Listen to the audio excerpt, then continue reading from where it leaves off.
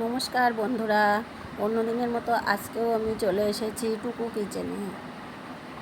দেখো, আমি ছাদের উপর থেকে ডাঁটা পেড়ে নিচ্ছি।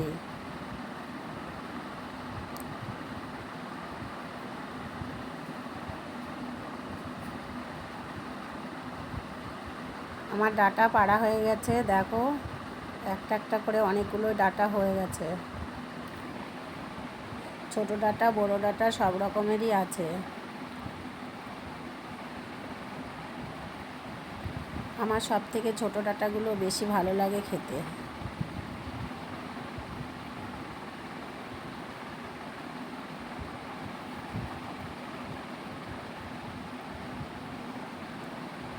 এবার কেটে নিচ্ছি ডাঁটাগুলো।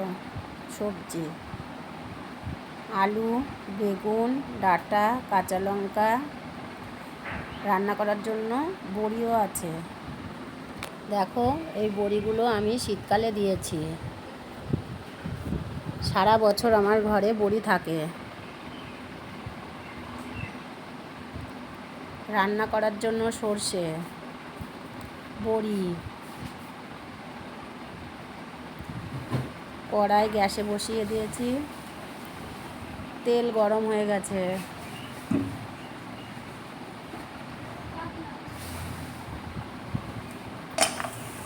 বড়ি ভেজে নিচ্ছে।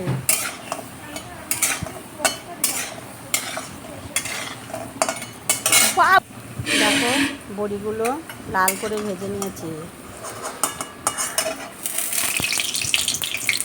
খুন্তি দিয়ে তুলতে পারছি না, হাসি পেয়ে যাচ্ছে।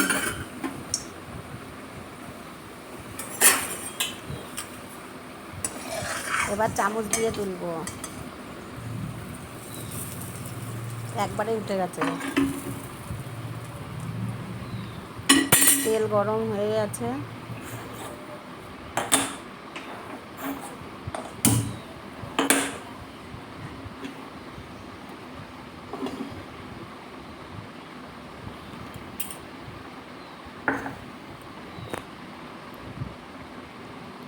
আলু ভেজে নেব।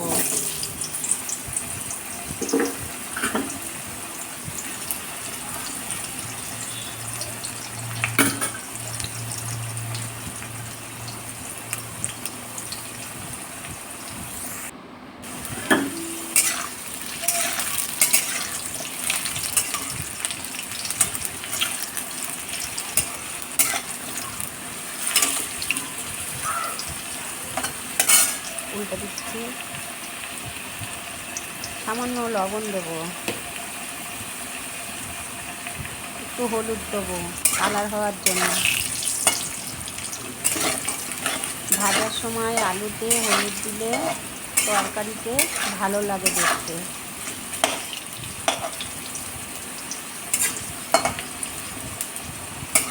দেখো, প্রত্যেকটা আলু উল্টে দিচ্ছি।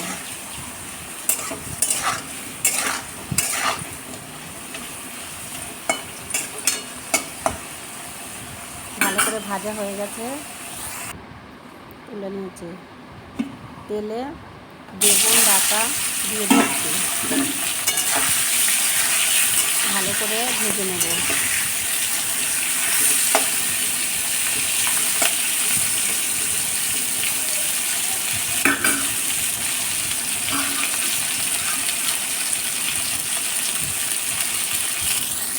দেখো, আমার ভাজা হয়ে গেছে, তুলে নিয়েছি।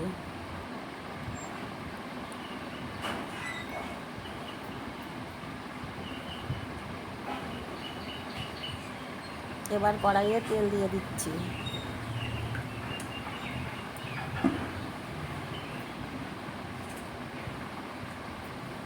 ফোড়নে শুকনো লঙ্কা, তেজপাতা,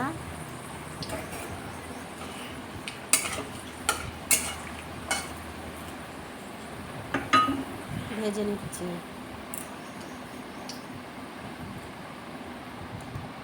এবার দিচ্ছি পাঁচফোড়ন, গোটা জিরে, রাঁধুনি। শুক্তো রান্না করতে গেলে রাঁধুনি ফোড়ন দিলে ভালো হয় খেতে। দেখো, ফোড়নটা আমার ভাজা হয়ে গেছে। এবার দিয়ে দিচ্ছি কাঁচা লঙ্কা।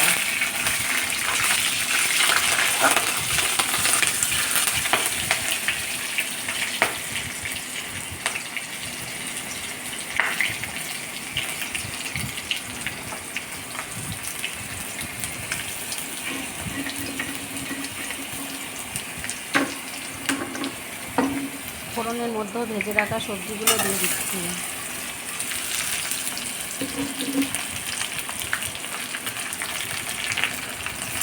ভালো করে নেড়ে নেব।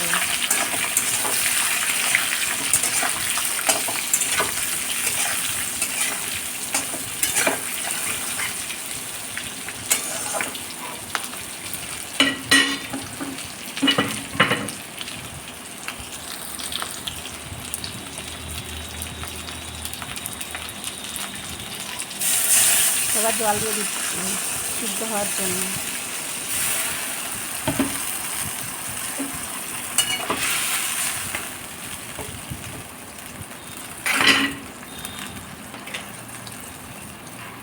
স্বাদ মতো লবণ, অল্প করে হলুদ দেবো।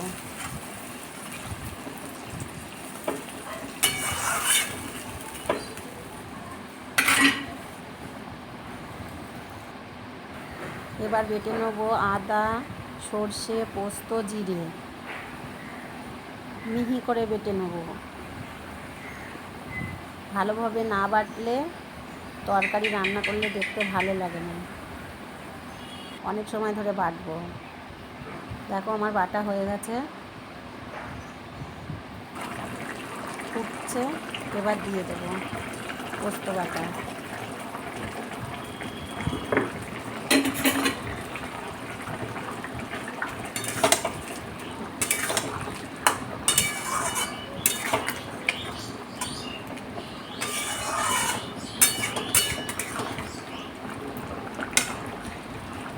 এই তরকারিতে অনেকে চিনি দেয়, আমরা আবার চিনি খাই না, ওই জন্য চিনি দিইনি। যারা মিষ্টি খেতে ভালোবাসো তারা একটু চিনি দিও।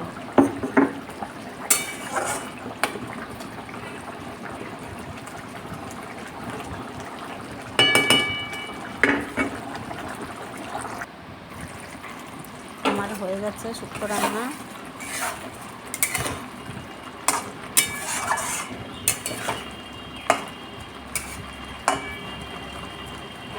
আলু সিদ্ধ হয়ে গেছে।